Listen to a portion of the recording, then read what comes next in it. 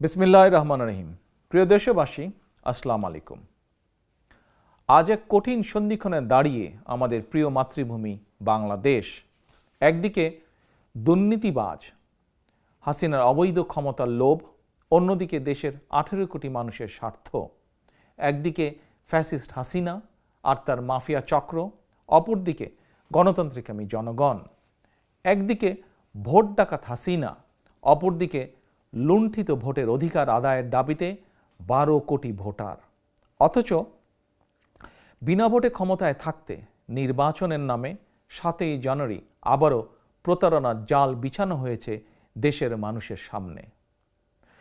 দুর্নীতিবাজ হাসিনার অবৈধ ক্ষমতা লিপ্সার কারণে বাংলাদেশের সামনে অপেক্ষা করছে ভয়ঙ্কর এক বিপদ। প্রিয় দেশবাসী, মাফিয়া চক্র গত 15 বছরে বিশ্বের বিভিন্ন দেশে নিজেদের জন্য নিরাপদ আবাস গড়ে তুলেছে। দেশের কোনো বিপর্যয় দুর্নীতিবাজ এই টাকা পাচারকারী মাফিয়া চক্রের কিছুই হবে না। মাফিয়া চক্রের কাছে বাংলাদেশ শুধুই একটি লুটপাটের কারখানা। বরং দেশের যে কোনো বিপর্যয় কিংবা দুর্ভিক্ষের প্রথম শিকার হবেন এই দেশের কৃষক, শ্রমিক, স্বল্প আয়ের তথা মেহনতি মানুষ। সুতরাং বাংলাদেশের সামনে আসন্ন যে মহা বিপর্যয়, তা যদি আমরা এড়াতে চাই, আপনার স্বার্থে, আপনার পরিবারের স্বার্থে, দেশের প্রতিটি নাগরিকের স্বার্থে নির্বাচনের নামে 7ই জানুয়ারির বানর খেলার আসর বর্জন করার কোনোই বিকল্প নেই।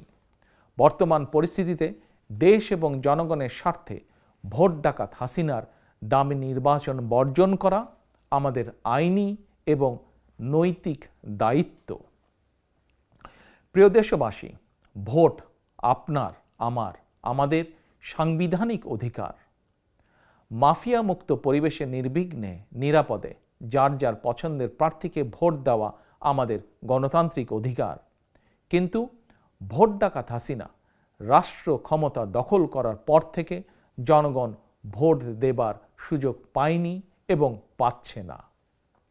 ফ্যাসিস্ট হাসিনার আওয়ামী লীগ আর ডামি লীগ দেশের নির্বাচন ব্যবস্থাকে সম্পূর্ণভাবে ধ্বংস করে দিয়েছে। নির্বাচন এলেই এই মাফিয়া চক্র বানরের পিঠাভাগের মতন নিজেদের মধ্যে আসন ভাগাভাগি শুরু করে। তবে জনগণ এবার যার যার সাধ্য সামর্থ্যের সবটুকু দিয়ে নির্বাচনের নামে 57 সেকেন্ডে 43 ভোট স্টাইলের ভোট ডাকাতির উৎসব প্রতিরোধ করবে ইনশাআল্লাহ। প্রিয় দেশবাসী, আপনাদের অনেকেই হয়তো দেখে থাকতে পারেন বাংলাদেশের ভুয়া নির্বাচন নিয়ে সম্প্রতি বিবিসি একটি রিপোর্ট প্রকাশ করেছে। কক্সবাজার সফরকালে একজন শ্রমিক নূর বাশার বিবিসির সাংবাদিকদের কাছে বলেছিলেন নির্বাচন নিয়ে তার কোনো আগ্রহ নেই, কারণ তার নুন আনতে পান্তা ফুরোয় অবস্থা। নূর বাশার আরও বলেছিলেন মাছ কিনলে তার মশলা কেনার টাকা থাকে না, মশলা কিনলে চাল কেনার টাকা থাকে না। সুতরাং নির্বাচন নয়, নূর বাশারের চিন্তা কিভাবে তিনি ঋণের টাকা ফেরত দিবেন। প্রিয় দেশবাসী, এভাবেই দেশের কোটি কোটি নূর বাশারের একই অর্থনৈতিক পরিস্থিতি। তাহলে গত 15 বছরে আমরা যে উন্নয়নের গল্প শুনলাম, তাহলে কিসের উন্নয়ন হলো? প্রিয় দেশবাসী, কার উন্নয়ন বা কাদের উন্নয়ন হলো? নিশ্চয়ই এই উত্তর আপনাদের কাছে আছে। তারপরেও বলি, নির্বাচন কমিশনে আওয়ামী নেতামন্ত্রীদের জমা দেওয়া হলফনামা দেখলেই বোঝা যায় উন্নয়ন কাদের হয়েছে। আওয়ামী নেতামন্ত্রীদের সম্পদের পরিমাণ শুধু 100-200 নয়, 1000 গুণ বেড়েছে।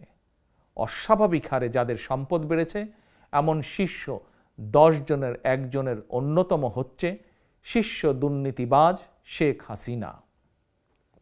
দেশে সত্যিকার অর্থেই যদি উন্নয়ন হয়, শীর্ষ দুর্নীতিবাজ হাসিনাকে একটি দামি নির্বাচনের জন্য অকারণে রাষ্ট্রের 3000 কোটি টাকা নির্বাচনের নামে লোপাট করতে হতো না। দেশে সত্যিকার অর্থেই উন্নয়ন হলে দেশের কোনো কোনো গার্মেন্টস শ্রমিককে বাধ্য হয়ে আর কোনো অসম্মানজনক পেশায় জড়িত হতে হতো না হয়তো। প্রিয় দেশবাসী, 7ই জানুয়ারির ডামি নির্বাচনের ভোট বর্জন এবং ঘোষিত চলমান ও অসহযোগ আন্দোলনের সমর্থনে বিএনপি এবং গণতন্ত্রের পক্ষের আরও ৬২টি রাজনৈতিক দলের পক্ষ থেকে আজ 6ই জানুয়ারি শনিবার সকাল 6টা থেকে 48 ঘন্টার হরতাল কর্মসূচি শুরু হয়েছে। একটানা সোমবার সকাল 6টা পর্যন্ত সর্বাত্মক হরতাল চলবে। প্রিয় দেশবাসী, 90-এর স্বৈরাচার বিরোধী আন্দোলন থেকে শুরু করে আজ পর্যন্ত বিএনপি যত রাজনৈতিক কর্মসূচি পালন করেছে, প্রতিটি রাজনৈতিক কর্মসূচি সফল হয়েছে জনগণের সমর্থনে, জনগণের সহযোগিতায়। কারণ বিএনপি বিশ্বাস করে জনগণই বিএনপির সকল রাজনৈতিক ক্ষমতার উৎস। যে হরতাল কর্মসূচি সফল করা হয়েছে, বিএনপি প্রতিবারের মতন, অতীতের মতন আজও আপনাদের সহযোগিতা সমর্থন কামনা করে এই হরতালকে সফল করার জন্য। গণতান্ত্রিকামী জনগণ এখন আর মাফিয়া চক্রের হামলা কিংবা মামলা কিংবা কারাগারের ভয় ভীত নয়। দেশের কারাগারগুলোতে বর্তমানে ধারণ ক্ষমতার চেয়েও 3 গুণ বেশি কারাবন্দী। কারাগারের ভেতর এমন এক অমানবিক পরিস্থিতির মধ্যে থাকার পরও নগদ টাকা কিংবা কারামুক্তির লোভ দেখেও 2-1টি বেঈমান মোনাফেক ছাড়া ভোট ডাকাত হাসিনা কাউকেই ডামি নির্বাচনের প্রস্তাবে রাজি করাতে পারেনি। মাফিয়া চক্রের প্রধান হাসিনার কুপ্রস্তাব যারা ঘৃণাভরে প্রত্যাখ্যান করেছেন, গণতন্ত্রকামী জনগণের পক্ষ থেকে আমি তাদেরকে জানাই বিরচিত অভিনন্দন। প্রিয় দেশবাসী, আমি আগেও বলেছি, ভোট ডাকাত শেখ হাসিনাকে রাষ্ট্রীয় ক্ষমতার বাইরে রেখে নির্বাচনকালীন নিরপেক্ষ সরকারের অধীনে জাতীয় নির্বাচন হতে হবে। ক্ষমতালোভী দুর্নীতিবাজ হাসিনার অধীনে কখনোই সুষ্ঠু নির্বাচন সম্ভব নয়। এরই ভেতর বেশ কয়েকজন ডামি প্রার্থী 7ই জানুয়ারির বানর খেলার আসর থেকে নিজেদের প্রত্যাহার করে নিয়েছেন। লোভ বা লাভের আশায় এখনও যারা নিজেদেরকে ডামি মানব হিসাবে ভোট ডাকাত হাসিনার খায়েশ পূরণের হাতিয়ারে পরিণত করে রেখেছেন, আপনাদের প্রতি আহ্বান, এখনও সময় আছে। ডামি নির্বাচন বর্জন করুন, দেশের মানুষ আপনাদেরকে ক্ষমা করে দেবে। তরুণ প্রজন্মের প্রিয় ভাই ও বোনেরা, দেশে 12 কোটি ভোটারের মধ্যে গত 15 বছরে ভোটের তালিকায় প্রায় 3 কোটি নতুন ভোটার যুক্ত হয়েছে। নতুন ভোটার হলেও এই তরুণ প্রজন্ম ভোট ডাকাত হাসিনার অধীনে অনুষ্ঠিত একটি জাতীয় নির্বাচন বা লোকাল নির্বাচনে ভোট দেবার সুযোগ পায়নি। ফ্যাসিস্ট হাসিনা ক্ষমতায় থাকলে এই তরুণ প্রজন্ম কখনোই নির্ভয় নিরাপদে ভোটের অধিকার প্রয়োগের সুযোগ পাবে না। তরুণ প্রজন্মের প্রিয় ভাই বোনেরা, তোমরা কি ফ্যাসিবাদ মুক্ত একটি গণতান্ত্রিক মানবিক বাংলাদেশ চাও? যদি তাই হয়ে থাকে তাহলে 7ই জানুয়ারির নির্বাচনের নামে বানর খেলার আসর বর্জন করতে হবে এবং তা করার মাধ্যমে দেশে ফ্যাসিবাদের কবর রচনা করতে হবে। প্রিয় দেশবাসী, আপনাদের কাছে আমার কিছু প্রশ্ন, কিছু জিজ্ঞাসা। আপনারা কি বিডিআর পিলখানার সেনা হত্যাযজ্ঞের প্রকৃত বিচার চান? আপনারা কি আপনাদেরই ভাই বোন স্বজনদের গুম খুন অপহরণের বিচার চান? আপনারা কি শাপলা চত্বরের গণহত্যার বিচার চান? প্রিয় দেশবাসী, প্রিয় সাংবাদিক ভাই বোনেরা, আপনারা কি সাগর রুনি হত্যার মতন আরও বহু সাংবাদিক নির্যাতন হত্যার বিচার চান? আপনারা কি বাংলাদেশ ব্যাংকের ফরেন রিজার্ভ ফান্ডের লোপাট হওয়া টাকা দেশে ফেরত আনতে চান? প্রিয় দেশবাসী, দেশ থেকে কিছু টাকা পাচারকারী 11 লক্ষ কোটি টাকা পাচার করে দিয়েছে। আপনারা কি তাদের বিচার চান এবং আপনাদের কষ্টার্জিত সেই অর্থ দেশে কি ফেরত আনতে চান?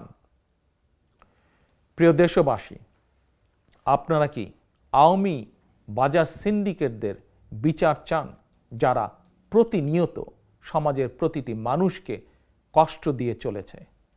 তাদের কি বিচার আপনারা চান? প্রিয় দেশবাসী, আপনারা কি কৃষক, শ্রমিক, স্বল্প আয়ের মানুষ সহ প্রতি শ্রেণী পেশার মানুষের জন্য একটি নিরাপদ বাংলাদেশ চান? প্রিয় দেশবাসী, আপনারা কি সংবাদপত্রের স্বাধীনতা, মানবিক মর্যাদা চান? প্রিয় তরুণ সমাজের ভাই ও বোনেরা, তোমরা কি ধর্মীয় সামাজিক মূল্যবোধের আলোকে কর্মমুখী শিক্ষা ব্যবস্থা চাও? প্রিয় দেশবাসী, আপনারা কি ভোট ডাকাত যারা গত 15 বছর ধরে আপনাদের ভোট ডাকাতি করেছে তাদের বিচার চান?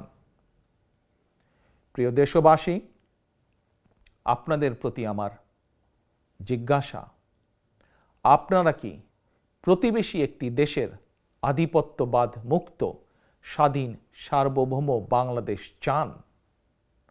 সর্বোপরি, আমরা কি জনগণের ভোটে জনগণের কাছে জবাবদিহিতামূলক একটি সরকার প্রতিষ্ঠা করতে চাই?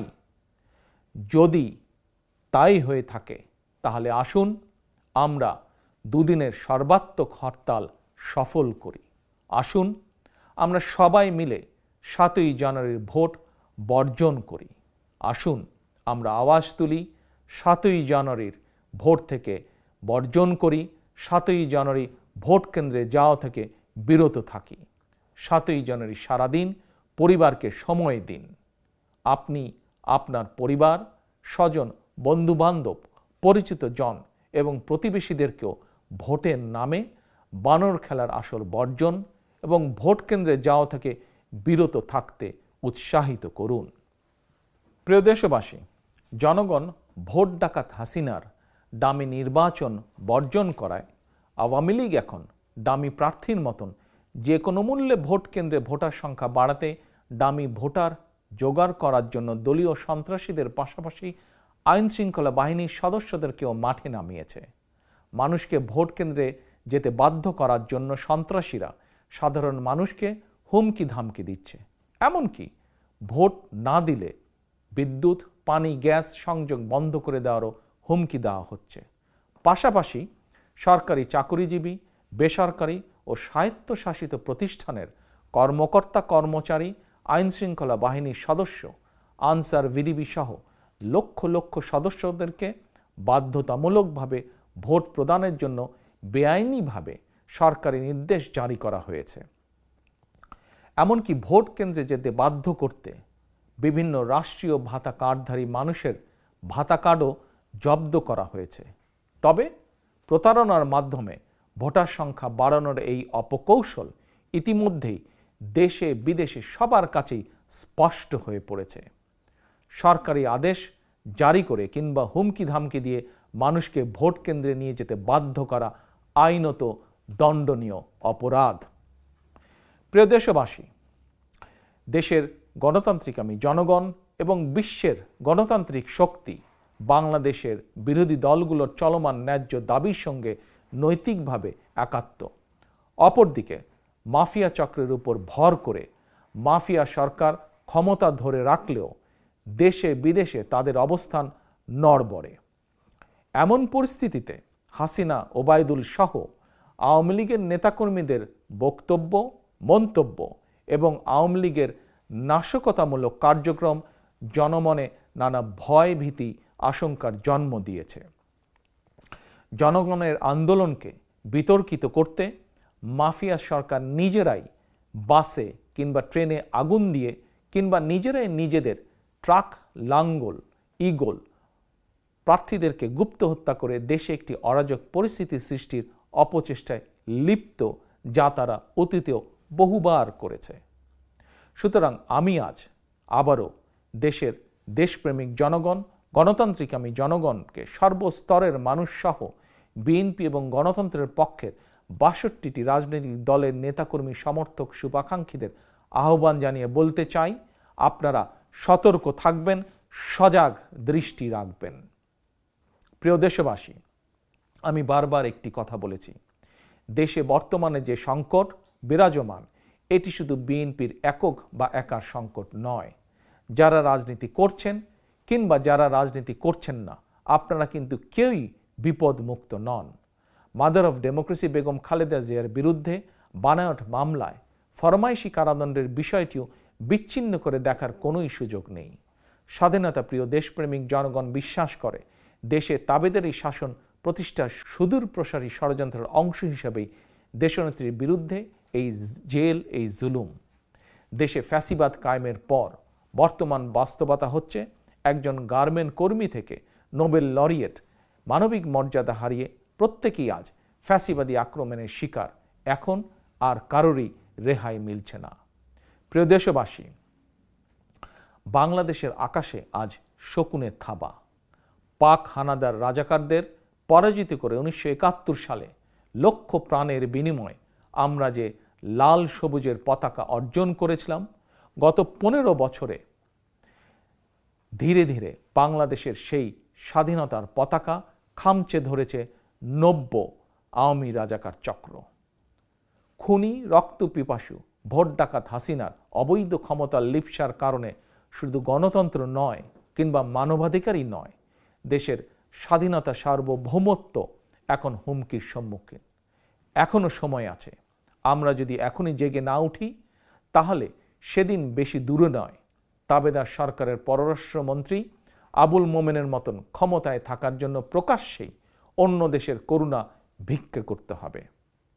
স্বাধীন বাংলাদেশের নির্বাচন করতে হলে মেহেরপুরের আওয়ামী লীগের রাজাকার মান্নানের মতন নিজেদেরকে অন্য দেশের প্রার্থী হিসাবে পরিচয় দিতে হবে। প্রিয় দেশবাসী, এখনো সময় আছে।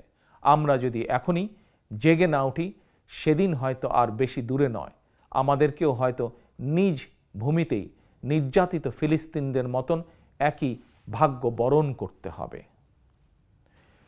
প্রিয় দেশবাসী, সুতরাং গণতান্ত্রিক আমি প্রতি ভোটারের প্রতি আমার আহ্বান, রাষ্ট্রের একজন নাগরিক হিসাবে যারা আপনাকে গত 15 বছর অধিকার বঞ্চিত করে রেখেছে, তাদেরকে আপনি 7ই জানুয়ারি রবিবার অন্তত একদিন বয়কট করুন। বিশ্বাস রাখুন, আপনার এই একদিনের সিদ্ধান্তেই বাংলাদেশে ফ্যাসিবাদের সরকারের কবর রচিত হবে ইনশাআল্লাহ। স্বাধীনতার সম্মান, গৌরব, মর্যাদা ফিরে পাবে মুক্তিযুদ্ধের মাধ্যমে অর্জিত লাল সবুজের পতাকা। আল্লাহ হাফেজ। বাংলাদেশ জিন্দাবাদ। বাংলাদেশ জাতীয়তাবাদী দল জিন্দাবাদ।